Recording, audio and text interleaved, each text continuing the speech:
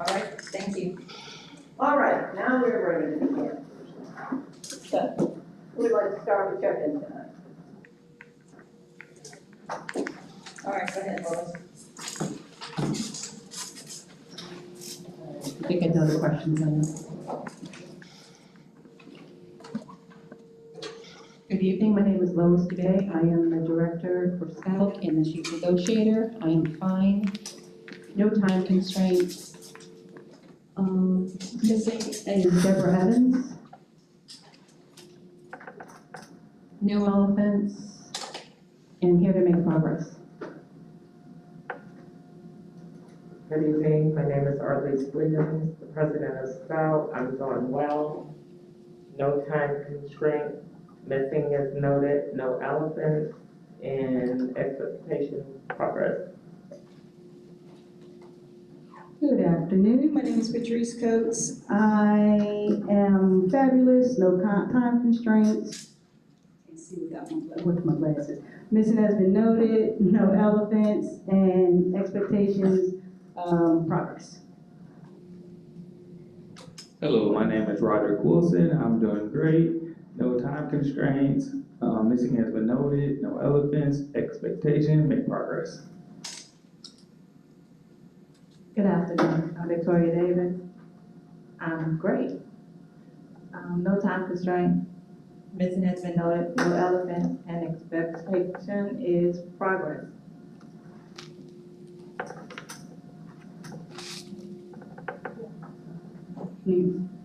My name is Laura Rosen. I'm doing fine. Time constraints, none. Missing's been noted, elephants, none. Expectations, progress. Good afternoon, my name is Chris Cox. I'm doing well, I have no time constraints. This has been noted, there's no elements, and I'd like to make progress as well. My name is Jacqueline Limer. I am good. There's no time constraints.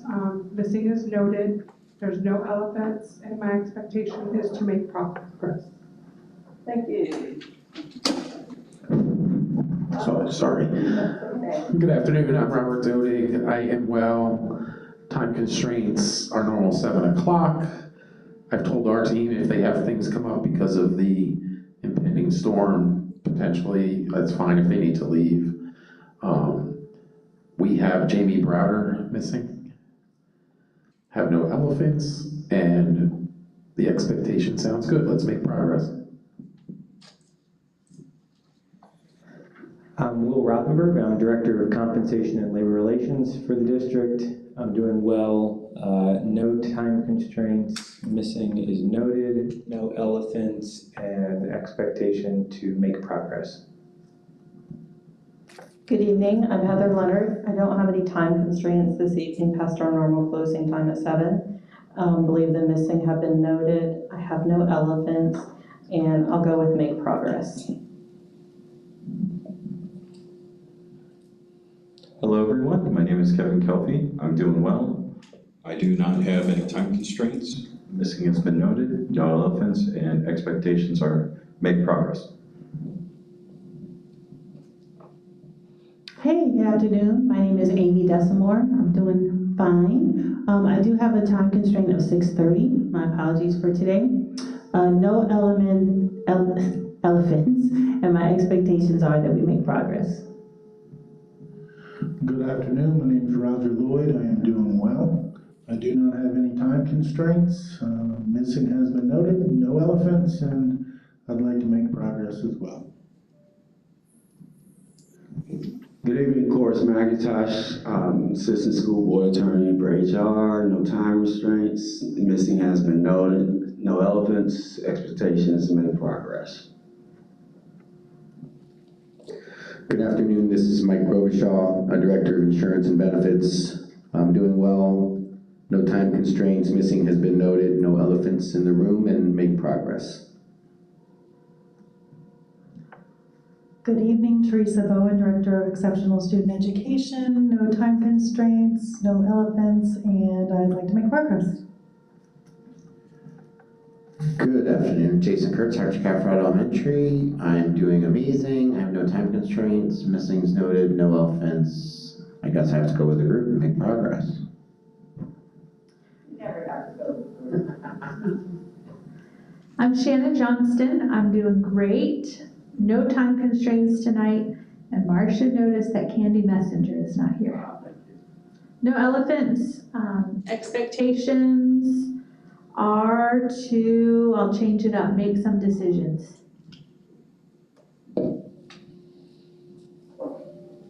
Hi, I'm Marcia Burr. I work with the elementary schools. I am fine. I have no time constraints.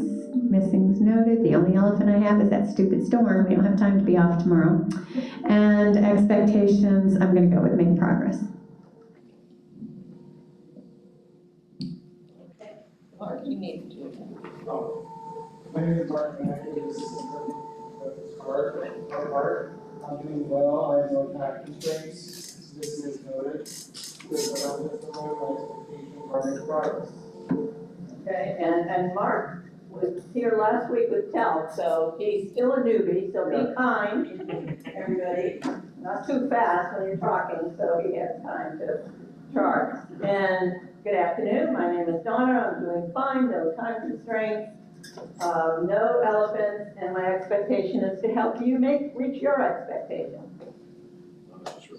Yeah. Of course, Barbara Cedeno is missing for the district also. She's director of maintenance, and as you can imagine, quite busy this evening. I'm sure she is, yeah. Yeah, I know we have a lot on our minds this evening with what's headed our way. Hopefully it's not going to get any worse than what they're saying now, but so let's try to stay present as much as we can and move forward. So your agenda tonight is in front of you.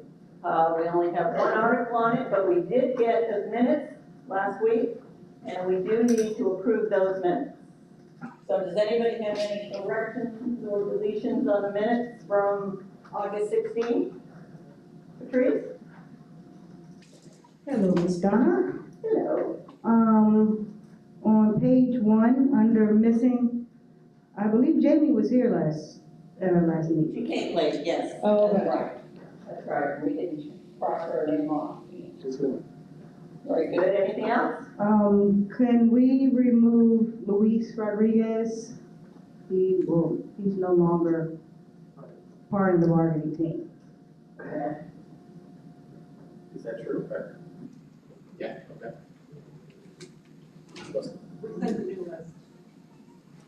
Was he supposed to be here last time? No, okay.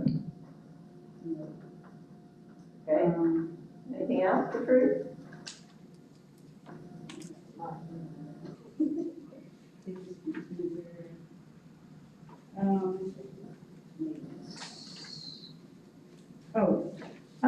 On page 5, 1, 2, 3, fourth bullet, it says trades feel undervalued compared to private sector. Can there be a clarification in regards to what trades you're referring to, whether it's maintenance, electricians? It just says trades. I don't think it was us. I think maybe Chris was speaking to that. So just electricians? No. When he says trades. Oh, When he okay. says trades, he means all of them, carpenters, electricians, AC, Just maintenance, maintenance, anything okay. in maintenance. Okay. Yeah. That was it. Thank you very But much. next time we get on that topic, we'll be more specific. Thank you so much. All right, any other corrections or deletions? All right, seeing none, can we accept the minutes as corrected? May I see thumbs, please, everybody? Great, all right, minutes are accepted. All right, so the only other thing on the agenda is Article 10. And I know we did some story last week, and Rob? Yeah, sure.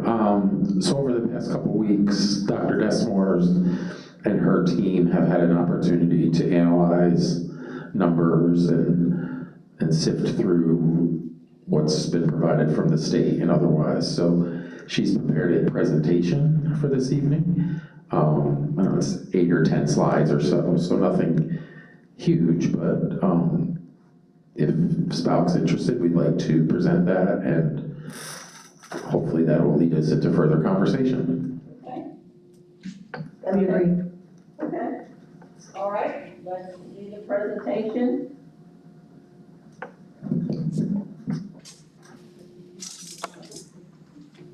She's charged.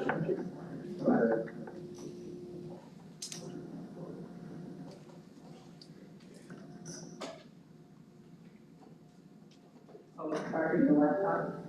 Yes, oh, yes. You have touches? I think I can make it. Okay.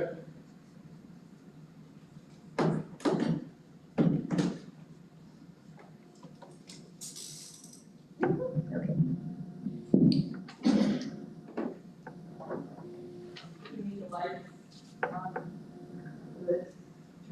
Where's the light going Probably from? help a little bit, yeah. Thank you, Elizabeth. No, I did not. No, That's good. it's allowed.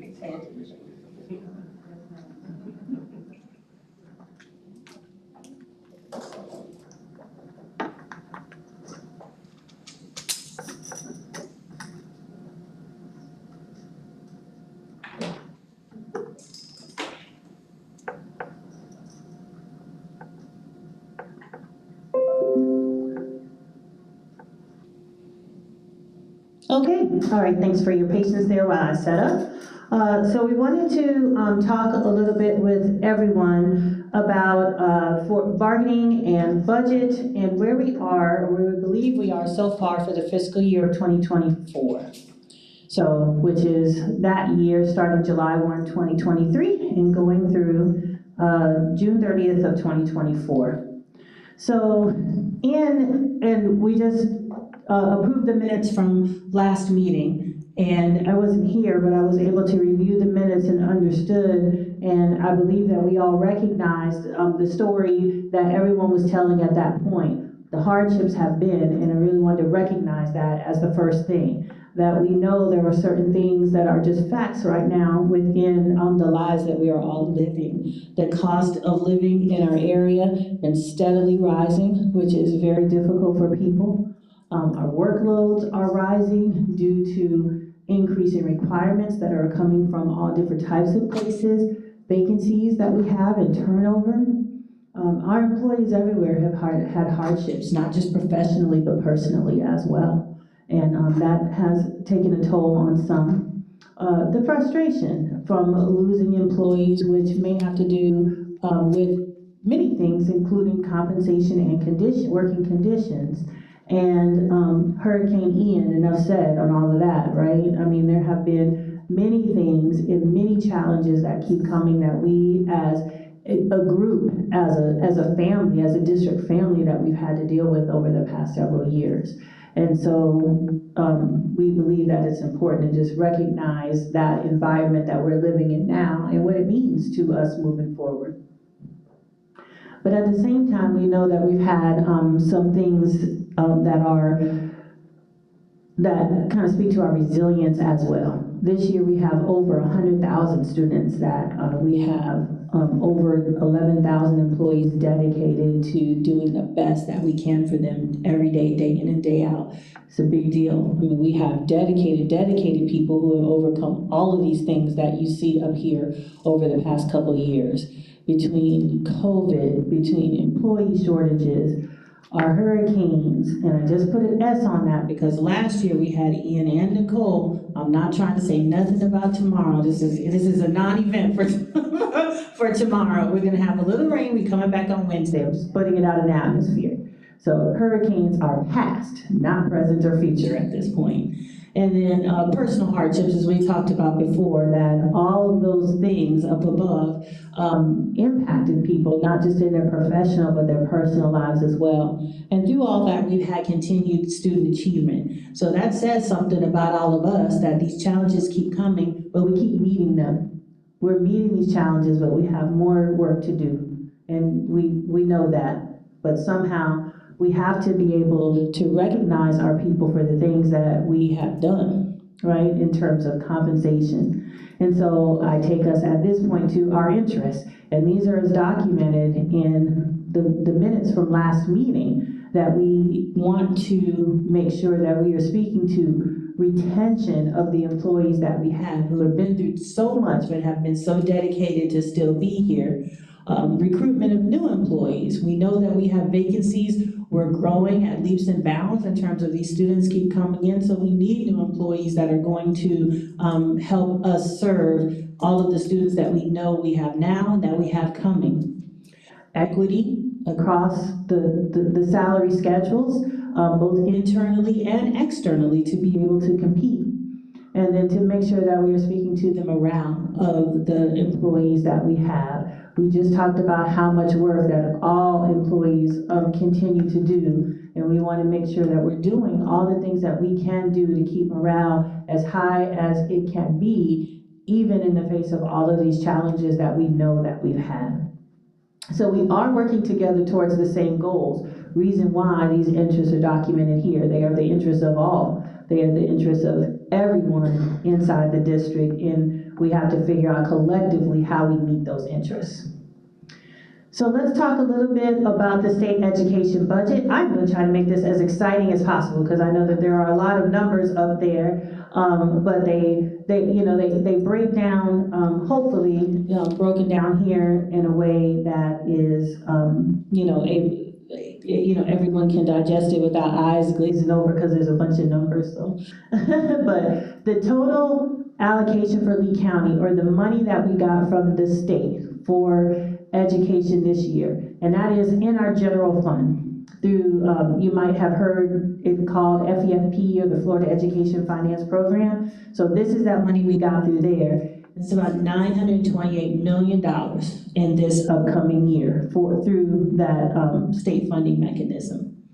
That includes an increase in students, or FTE, of almost 4,400. So as I said, we are growing. We are one of the fastest growing districts in the state. We've been that way for at least the past 10 years, and there is no sign of it necessarily changing anytime soon. But this large increase also includes an increase of almost 1,100 students that the state believes we're going to have because of the new family empowerment scholarships. You may or may not heard of these family empowerment scholarships, but basically this is money that the state gives through this mechanism, and then when parents choose to take their children to other facilities, private schools, then the parent gets that money that is attributable to that student, and they can take that student to private school. So some of that money is actually money that will be allocated to parents to then take their kids outside of the school district to other choices, and that's family empowerment. So the increase of the BSA, or the BSA is this base student allocation. We get a certain amount of money for each student, right? So that money that we give for each student this year is $5,139.73. That's an increase to the BSA, or the base student allocation, of a little over $552. So that's, by standards, a large increase to the base student allocation, but let's kind of break that down and talk about what that means, what it is and what it's not. So that increase of $552, there was some money that the state gave us last year and years before, that it wasn't part of the BSA, but it was in special pots of money that we call categoricals. They gave it to us to use them for specific things.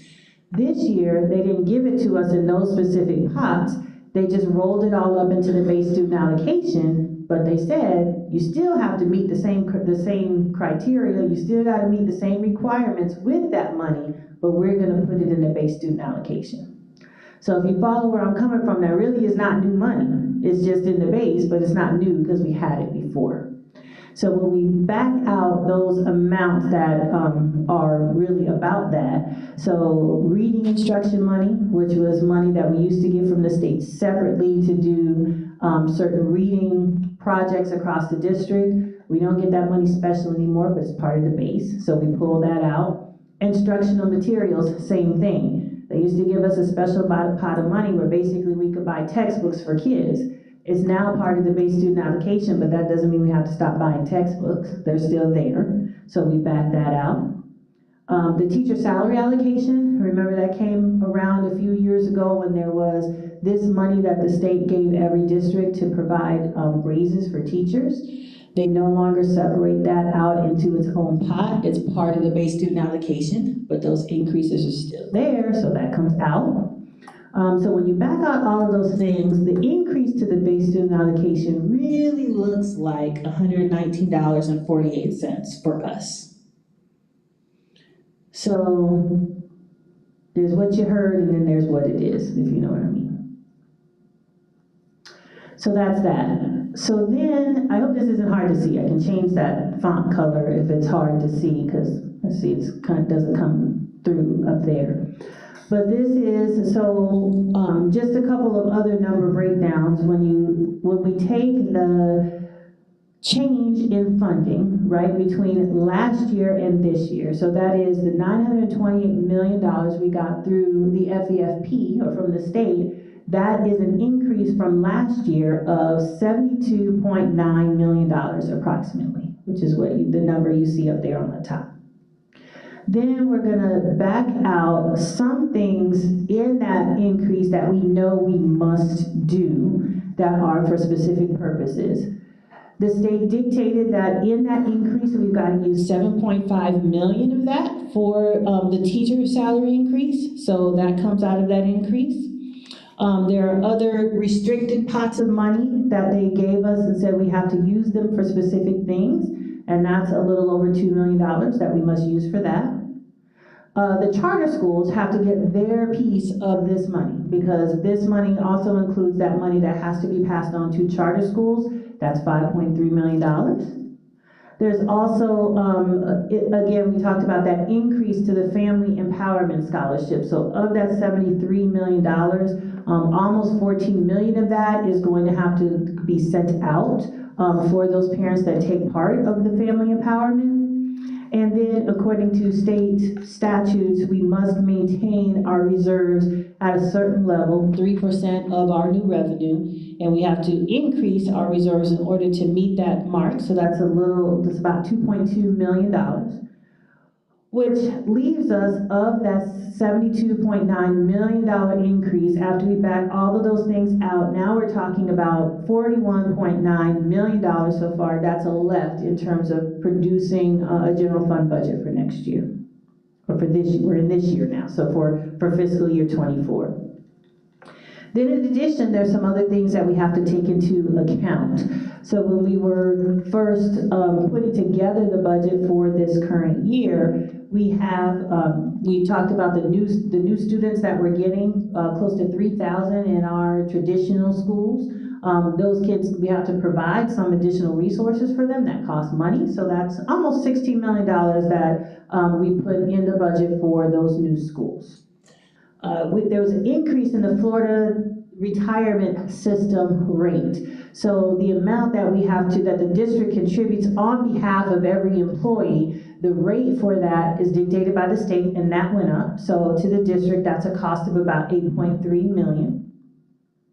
There were increases to the cost of health insurance care. I'm sure everyone recalls and is aware of the increases to the health insurance program that we collectively made for this fiscal year, in terms of number one, increasing the board share so that employee cost of health insurance for most people are covered without additional cost to the employee, and then also contributing the $4,000 per year to any employee that chooses in for the dependent care health insurance, making that insurance so much more affordable than what it was before.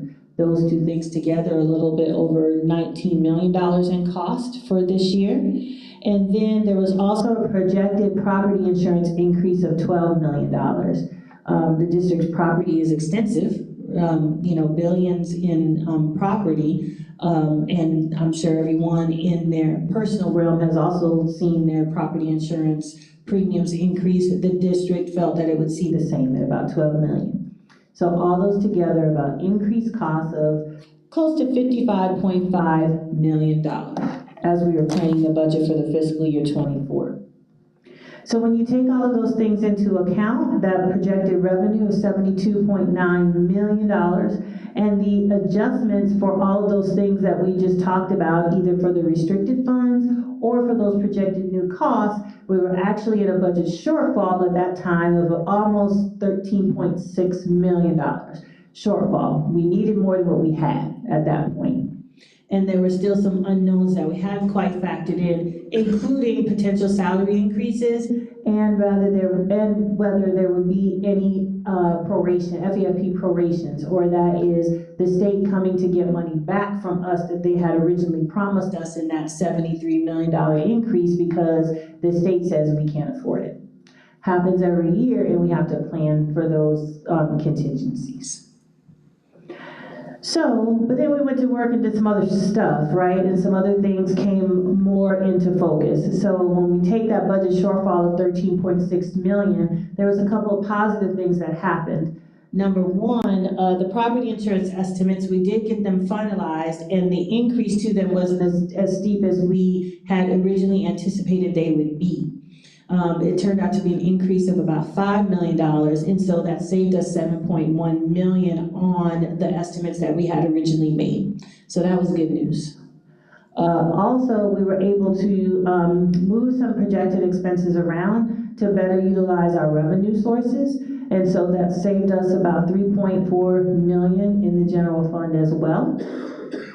We revised our salary budgets, so we determined that we probably wouldn't use as much as we have budgeted in salary because we do have a lot of vacancies running. You'll hear us refer to that sometimes as a lapse, and so we were able to kind of get $5 million out of the budget for that because we just don't anticipate spending as much there as we had originally anticipated because of the vacancies that we're running.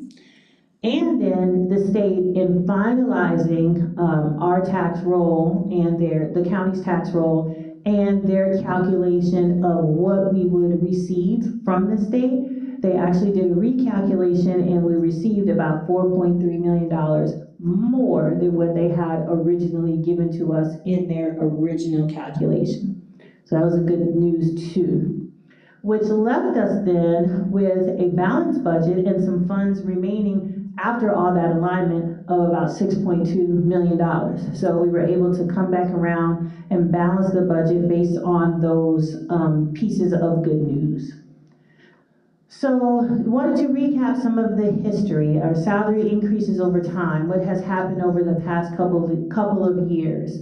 There was a 2% increase in FY21, and this is specifically for SPALC members of the unit. 2% increase in fiscal year 21, an 80 cent per hour increase in the fiscal year 23, so last year. And then various bonuses in FY22 and FY23. So over those 2 years, if one was here during that time frame and eligible for all of those bonuses, it was a maximum of $6,400 over those 2 years, which were significant bonuses. And then a minimum wage increase to $15 an hour, and that took place in August of 2022. In addition to the insurance changes that we just spoke about, the board increasing the contribution for employee-only insurance twice over the past several years in order to minimize employee costs. And then the big move that was negotiated and agreed to by the bargaining units, the superintendent, and the board to contribute that $4,000 to all the employees for the dependent coverage. So those were significant things that happened over the past couple of years, several years, and just wanted to recap those because so much ground has been covered and so much has happened in that period of time that I just thought it important for us to revisit that history. So these things are good, but our goals collectively, based on our interests, definitely is to do more. So we have future goals. I know that at the last bargaining session, you all discussed, the salary study plan, right? So the salary study plan that is out for bid or for proposals to come into us right now, so that we can address some of the issues or the interests that we talked about, equity, trying to figure out how we resolve compression, recruitment of new employees, retention. The reason for that salary study plan all speak to the interests that we've all outlined together.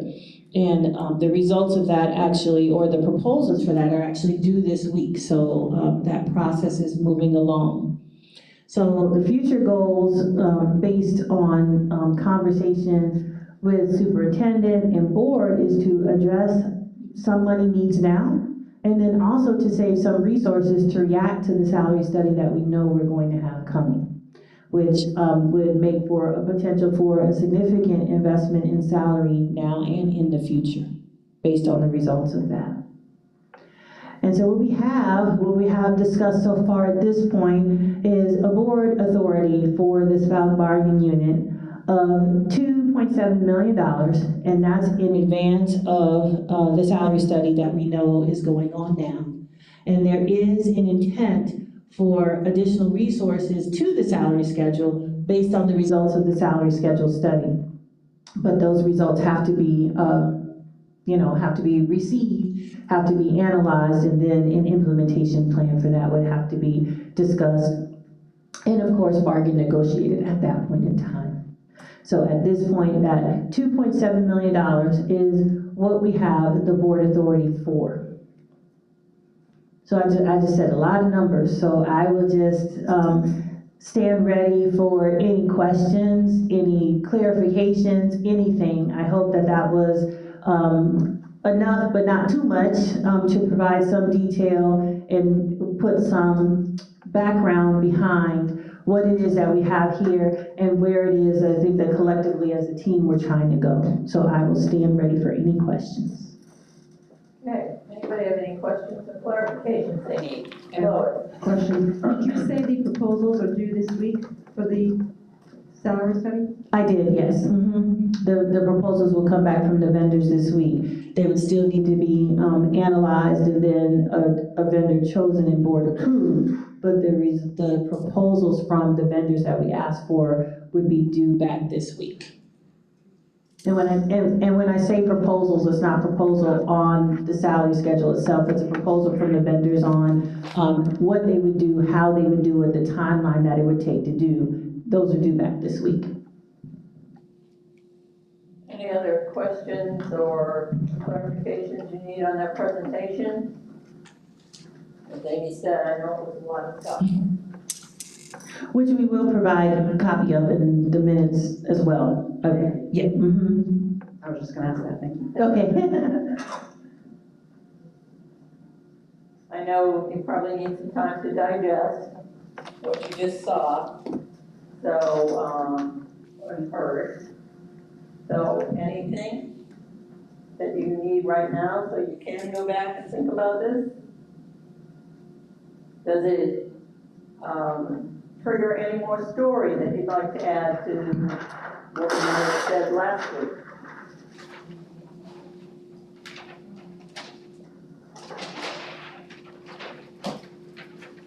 I guess we'll caucus. You want to caucus? Okay, time? 20 minutes? Okay. We'll start at 20, which would be 5 o'clock here. Okay.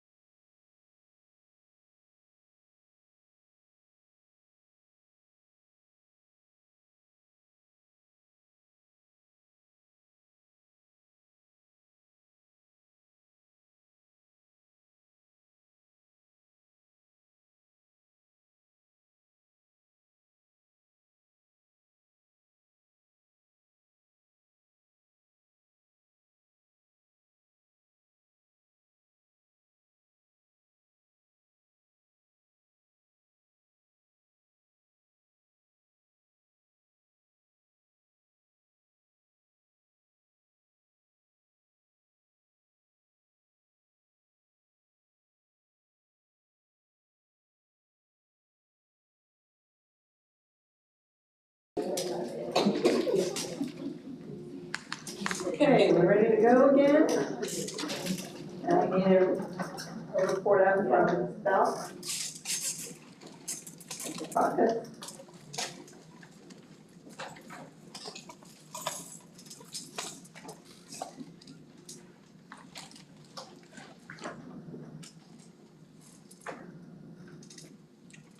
Okay, yeah, we did some of the math. It's not something I think our folks want to hear. So, we have a few of our folks here that want to talk about what we said in this room a little while ago. Okay. So I'm going to pass. All right. So the report for SPALC is that they discussed the numbers that were presented. And now we're going to switch back to story.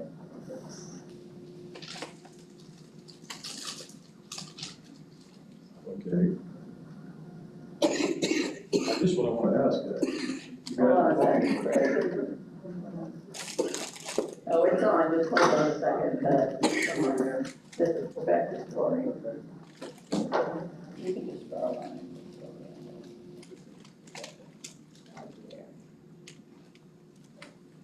Okay, Chris. well, I guess what I'm trying to understand is. Now it's not on, it's not on.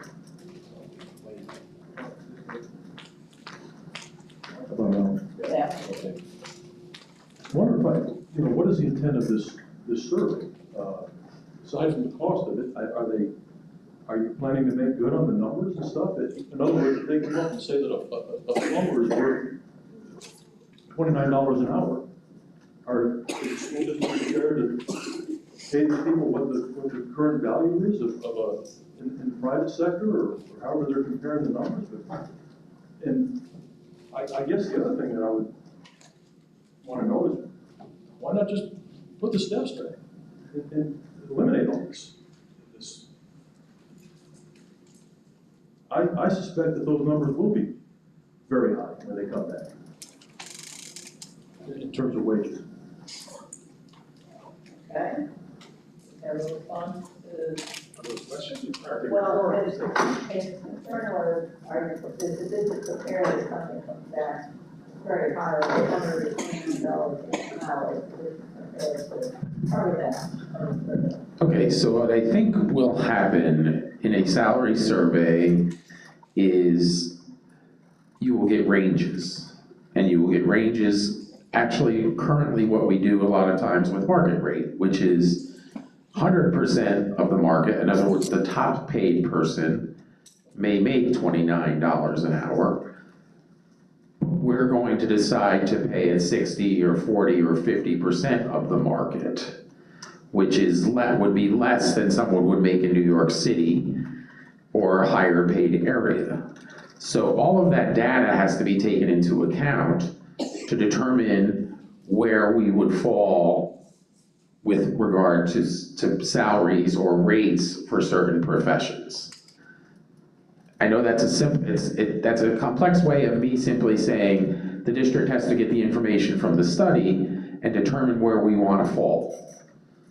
So I think you're right. I think certain professions are going to show that they're underpaid. The question is, how much are they underpaid? And then how much, not only should this market bear, but how much can the board afford?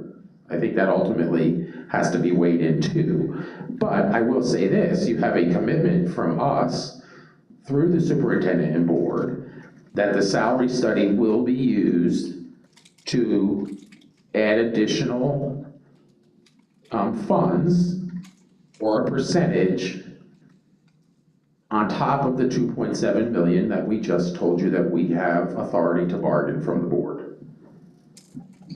Okay. I'd like to ask a couple other things on that as well, if I could. Carry on. So you did say early on that we're gonna have input in this, correct? Is that? Absolutely. I mean, we're bargaining salaries, so sure. Input in what? What are you talking about? Well, how they're making the comparisons. You said No, what I said was it would be transparent. It would be something that you all would see. I don't know, input, yes, you will possibly be participating in the job study. They may ask you, the firm, what you do, what your duties are, how many hours you work, what do you do on a daily basis, what does your day look like? Sure, yeah, that more than likely will happen, yes.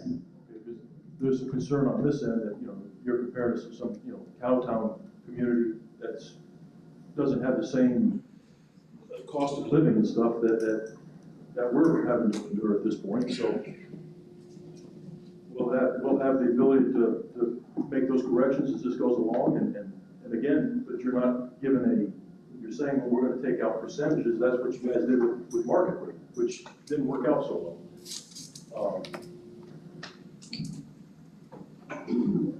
The modality and, dare I say, the way in which the study is done is the property of the vendor. I can't exactly tell you. I know how salary studies are typically done. That's what I've described to you last meeting and this meeting. In fact, we just had one done for a certain group of employees in the district. That's part of SPALC, the enrollment specialists.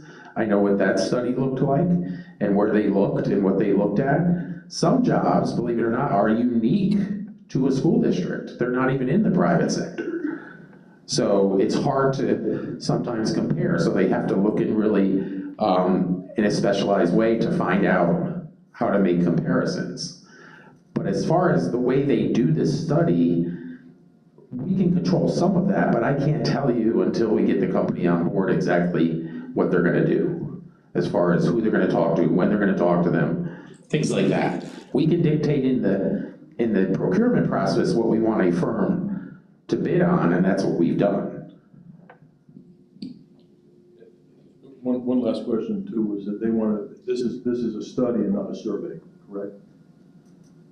Correct, yes. Anybody else?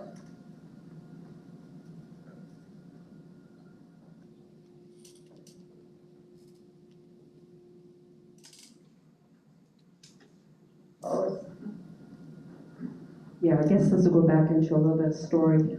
We surveyed our bargaining unit members back in late July. And of course, they wanted to see salary steps come back because they wanted transparency. And we know that the steps also help retain staff. And it just shows them the next year where they're going. It gives them an incentive. I just wanted to note that. But also what I found was interesting in this survey was that the third thing that came in besides wages and benefits was respect, dignity and respect. That jumped over their safety and their professional development.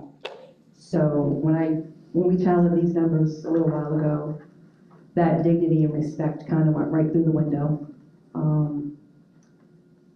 Quickly, we did 4,100 bargaining unit members.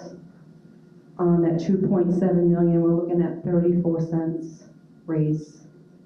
And correct me if I'm wrong, but that was pretty hard to talk to and talk to the team. Yeah, I think 2% is, I'm sorry, 2.7 million is about 2% or a little bit more.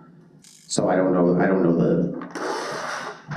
I think we can get lost. We got lost in this a couple of years ago when we started talking about across the board how much that is for each position. I think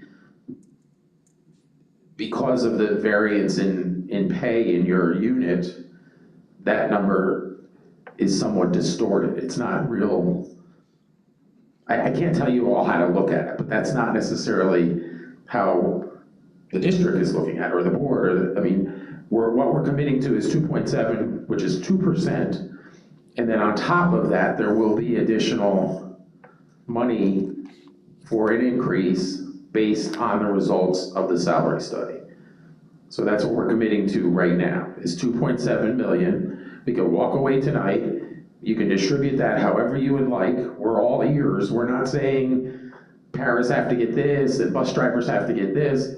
We're saying And if you feel that you want to differentiate it, that's certainly up to you. If you want to come back to us with a plan, we're fine listening to that. If you think bookkeepers or safety folks need to get more, that's fine. We're not dictating that. We're just simply saying, here's what the board's given us authority for, knowing they're going out and spending $100,000 on a salary study to come back and provide all of you an additional increase. Arlene? When did you say that, study will be done? I looked down at Dr. Desmore's, but I would say comfortably 4 or 5 months out. What's that? We would say that the proposals that we're doing this week will lay out the timeline. Okay. The timeline we're gonna get this week will lay out a timeline, so we'll have be able to lock that down better for you after tonight. Okay, because I thought I heard, last bargaining session that it actually took, about 5 months, but we would get it back in 2 weeks. And so, we was up under the, impression that it was already had actually happened, so it has not even happened. No, 2 weeks was the bid. The bid is out, and the results come back this week. And then we negotiate with the firm that wins the bid. And then from that point forward, when we have a signed contract approved by the board, they can begin work. We're hopeful that that happens as quick as possible. So we're talking about spring before we can even know exactly what, the increase would be to get our people their raises.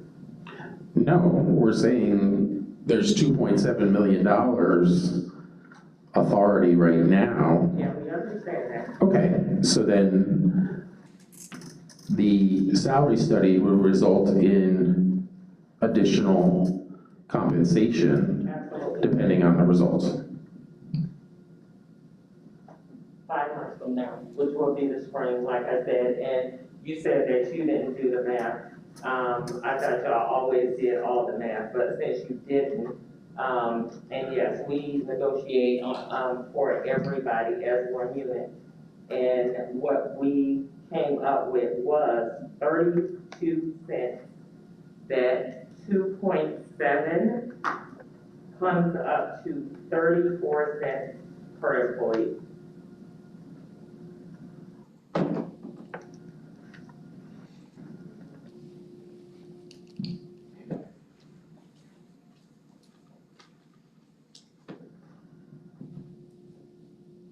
Okay, anybody else? Well, I think one of the things that we have to get beyond is that this won't result in additional money. It's 2.7 million, and the study is going to show us that some positions are going to have to get a bigger raise than that, a more significant raise than that. I don't know, it could be very significant. Some may just get a little bit more than that to make them equitable in the market. So what we're saying is 2.7 tonight, and then an additional amount when we get the results of the salary scale. Grayson, did I see your hand? Yeah, I would just be curious that if Wait a minute, please. So we can pick you up on that.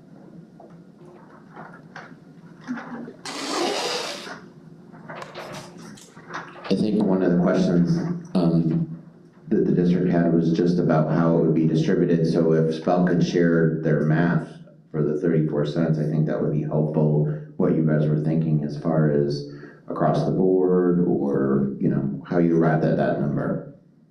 All right, okay, thank you so much. But we can't even wrap our brain around it. First of all, we cannot comprehend this number. It is such a low number, okay? So, yeah. Yeah, we have to have more discussion. My question is, if we know that we were doing a study, if the school district knows they were doing a study, why wasn't that study done before now. We have not been to bargaining in months. Matter of fact, since what, February? I mean, if they would have did it months ago, it would be ready. You know, it's like everything is constantly, being put off. We've been out of bargaining for months. The study could have already been completed by now. I'll just say, I've been back here a couple of years, that's been discussed. The idea of doing a salary study has been discussed since I've been back, and finally the superintendent and board and staff decided to do it. I mean, I can't really tell you that there was any reason before why it didn't happen, or there's no other reason other than right now we feel like this is the timely thing to do so we can get to the point where we can compete with other school districts and other folks. And keeping in mind, we don't have millage here. We don't have the additional funds in operations to pay teachers and support staff like most of our competing counties do.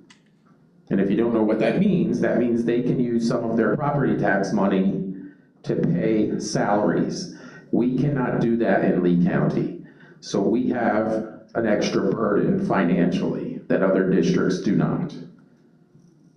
Arlie? We know what millage is. So thank you for explaining that to us again, but we are aware of the millage fund. Rod?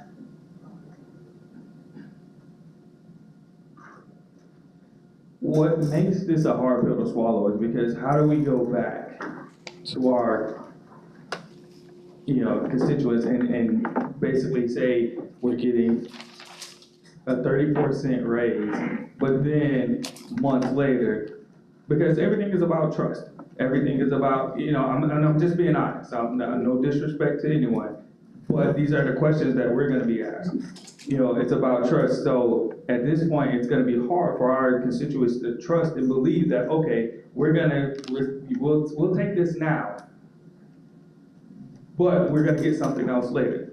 9 out of 10, they're not gonna believe us, and they're gonna continue to be angry and frustrated because of what's going on in everywhere. So it's a Band-Aid. It's putting a Band-Aid on when you need staples to stop the bleeding. And that's the situation we're facing right now. So it is gonna be tough.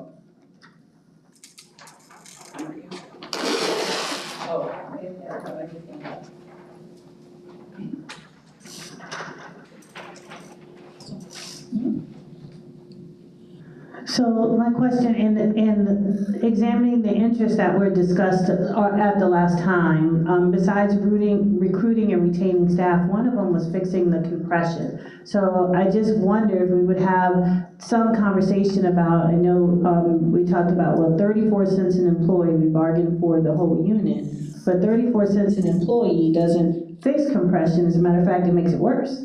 So in terms of how we are potentially analyzing or talking about how potential dollars, whatever they are, could be used, I would encourage us to maybe think about that, in the message possibly at the end of the day being different than just the 34 cents an employee. There are different ways to go about how we potentially use the dollars that we have to maximize the benefit of it. Rod, do you still want to say something? No. Okay. Anybody else? Arlie? Amy, thank you for that, but basically, since it was not broke down to us, that's basically what we do when we go on caucus. We just see the money that is presented to us, what that would be per employee. So that's why we did it that way. Anybody else? Yes, In response to that. Sure.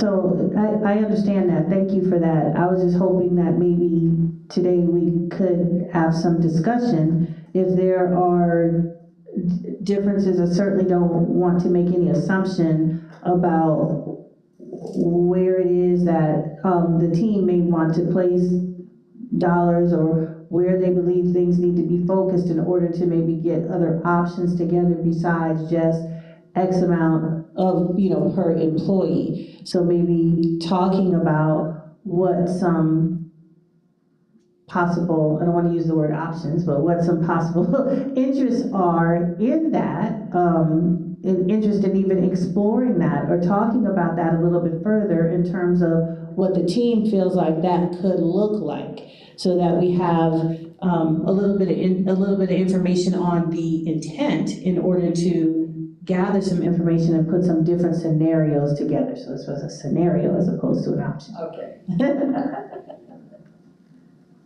All right, and I have heard that some people are talking, wanting to go back to the step system. And I've seen several hands. Will, next, or? I don't know, Chris might have been. Chris?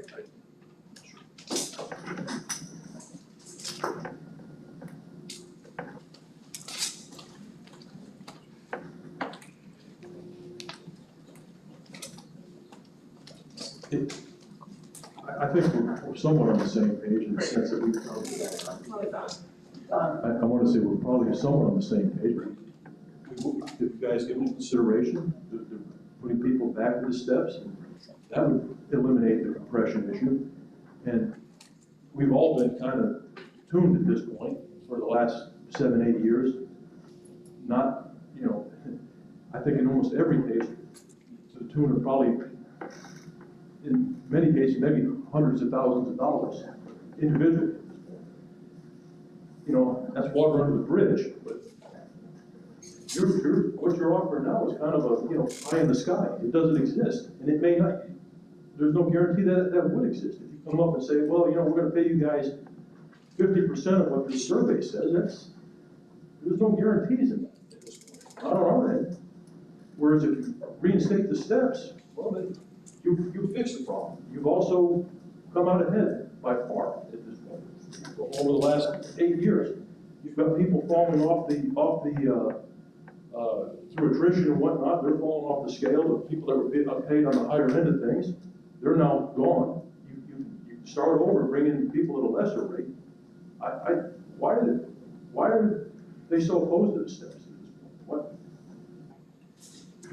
Well, I guess a question that I had, and some of this maybe gets at what Chris is asking too. So I know that in the past when we had talked about this, I don't know if this was last year or the year before, when we talked about what our bargaining authority was, Dr. Kurtz had mentioned, maybe there needs to be some thought given to trying to divide the pot of money up among different groups within the SPALC bargaining unit, because again, there are people that have moved to the market rate, and so are closer to that 50th percentile like Rob was talking about. There are positions where that hasn't happened. There's positions that, when we initially began the conversation about the market rate, it was about keeping up with that 50th percentile.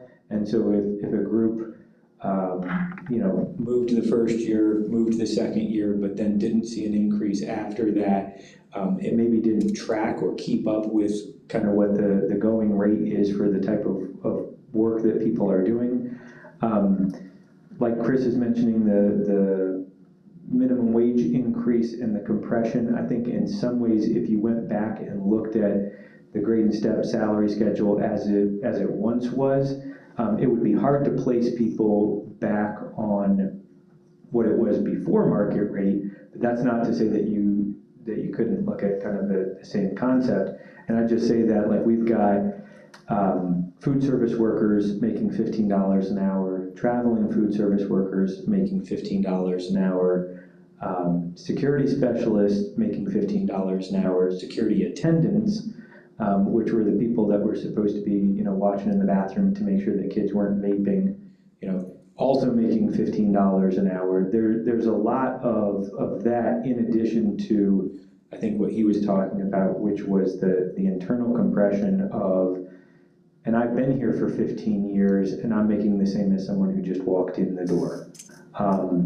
We also had, so there was two different types of compression, kind of,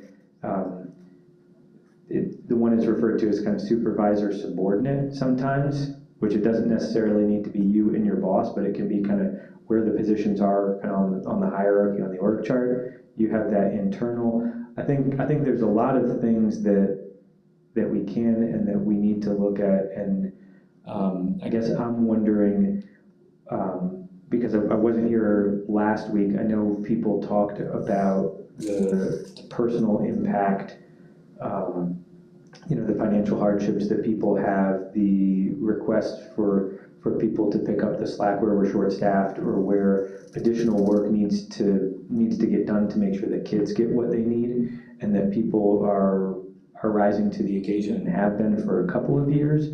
I know people have said, grace and compassion wears out at some point. I guess what I'm wondering is so then what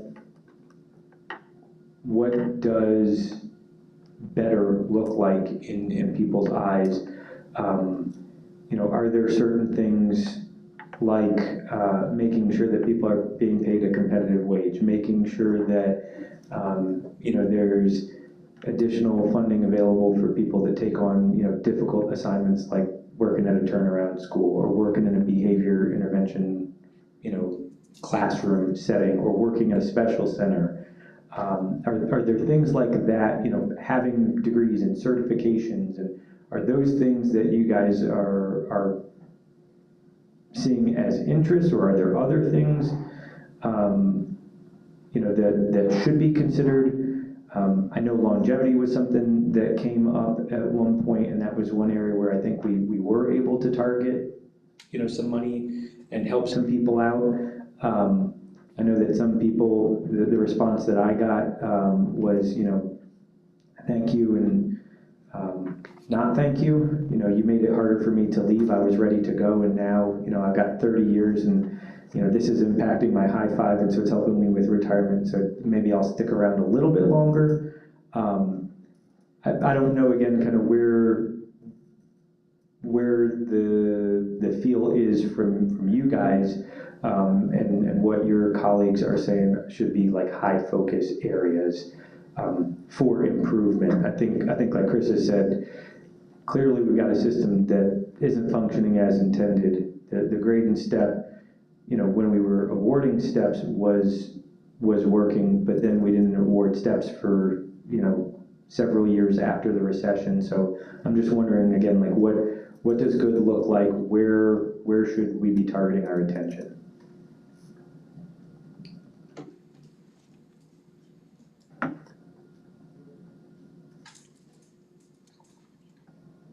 And I guess that would go for some of the, administrators on the team too. I know we're down maintenance and food services, and those are two big areas, obviously, that we would want to hear from. But you guys, you know the day in and day out, and what people's frustrations are, what their struggles are. So just wondering if you can help shed some light on that. Right. I'd like to give a little story here in this sense. My understanding of the step system, I bet you guys, you take a job accepting a much lesser rate of pay than what you're worth, in the hopes that at some point you're going to make it up to that rate of pay. I started here 16 years ago. I have guys that I worked alongside back then that were making more money than I am now. I mean, something's really wrong with that. But again, when they went to the market rate, that was a starting rate. That wasn't a market rate. And of course, they brought the people in, and I'm not critical of people coming in the door. I don't care what you pay somebody coming in the door, but you're not paying me what I'm worth, nor are you paying these people what they're working for. And I think that's where the majority of the issues lie. And that's why the simple thing would be to bring the steps back, re-implement. But I mean, again, there's no guarantee what you're gonna come back with when, when you start applying percentages to what they come back on your wage survey. That's pie in the sky at that point. Rob? Yeah, so I think indirectly, Chris made a great case for the salary study. But I will tell you that superintendent and board are not opposed to steps. They don't get into that with us. They give us authority financially. How we figure out how we're gonna pay people is here. So, because I know earlier you said, I don't know why they're so, they don't get into that. School board members and superintendent have a lot going on. There's professionals here that deal with compensation. And I will tell you that one of the things that we're hopeful with the salary study is that it comes back and tells us what the most equitable way to pay folks is.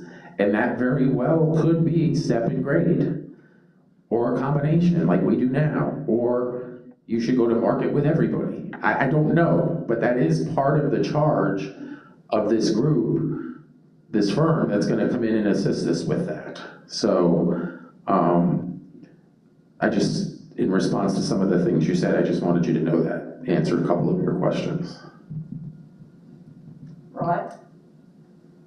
My question is, okay, with the 2.7, then you come back months later with, after the survey, would retro be something we could do? I think everything is on the table. I think everything's on the table. I don't want to say no, I don't want to say yes. I mean, potentially. Basically, we come back to negotiations at that point, after the survey, right? Essentially, yes. Yeah. And it's a study, not a survey. I just want to, yeah. Patrice? Will, thank you for what you said. That something resonated with me with a lot of the categories that you said in regards to experience, job differentiation. I'm one of those people, I'm a career changer. And I know I'm not getting paid work. I mean, what I'm making now, I made back in, and I'm not going to date myself, back when I got out of college. But I mean, having 20 years of experience under my belt in a whole different industry, and coming as a career changer down here was an eye-opening experience to me. My experience was not part of the, I guess, bargaining agreement for the salary that I started as a para. Although I had a degree, I'm working on my master's, an MBA. That has not even been, considered. And I'm not the only one in the district as a para that has multiple degrees. Definitely, I think experience needs to be a key factor. And you also said, as far as job differentiation, whether it be you're on a job and you have, there are difficulties as far as behavior or what have you. I think all that needs to be considered. But something needs to happen. Something definitely needs to happen.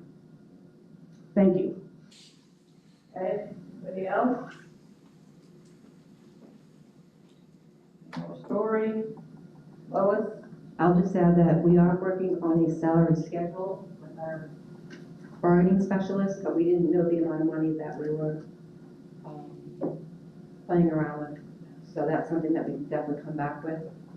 But I just wanted you to know that we have started the skeleton system of the complicated salary schedule that we have here at Lee County. Okay. You know, Rob? In response to that, thank you, Lois, for letting us know that. I am hopeful, now that we've gotten the authority out there, that some work can be done relative to that. So I appreciate that. All right, anything else? Story, clarifications needed? All we had is Article 10 on the agenda, Rob? Do we have labor management this week or next week? Next week? Next week, okay. Now, I just wanted to put out there that we do have a mutual interest still in the coverage issue for instructional support. Because I know that was mentioned last bargaining session, and we haven't met, so we do have an interest in that. And I've had some further conversations up the chain, so just want you to be aware of that. Okay, thank you, Rob, for that update. Anything else?